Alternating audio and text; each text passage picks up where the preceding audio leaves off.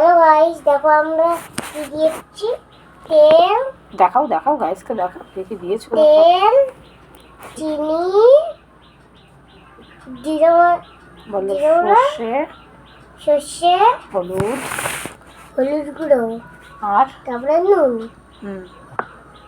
এগুলো দিয়ে আমি কি বানাবো? মশলা বানাবো একটা। এটা কি ধরনের মশলা? এটা হুম, তেলের। গরম করতে হয়। হয়েছে? হ্যাঁ, গরম করলাম। চামচ দিয়ে একটা।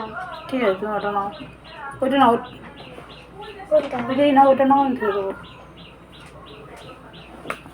তারপরে তুমি কি করছো এটাকে দিয়ে? এটাকে দিয়ে কি করছো? এটা দিয়ে বানাচ্ছি। গুলিয়ে কি হবে? দেখো মশলাটা কি করে বানাই।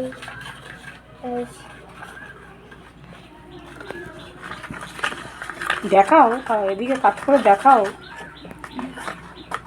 আচ্ছা, ওইভাবে দেখো মশলা বানাচ্ছো। এই যে তেলের মতন হচ্ছে। এটা একবার তেল হলেই তেলের মশলা হয়ে যাবে। এটা এটা এটাতে কি কি কিসের মশলা? কি কি রান্না করা যাবে বা চাটনি করা যাবে কি? না, এটাই যেমন তুমি ইয়ে করতে পারো, মাছ ভাজা করতে পারো এই মশলা নিয়ে। তারপরে ঝোলের মাছ করতে পারো, তারপরে মাংস স্যুপ, চিকেন স্যুপ করতে পারো।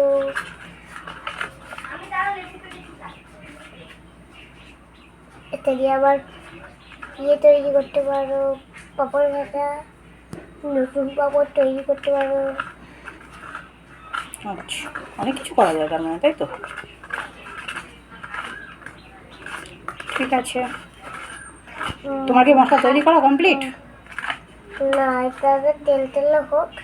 করে দেখি, চামচে তুলে তো, তুলে দেখাও তো, তেল তেলে হয়েছে? না, আচ্ছা।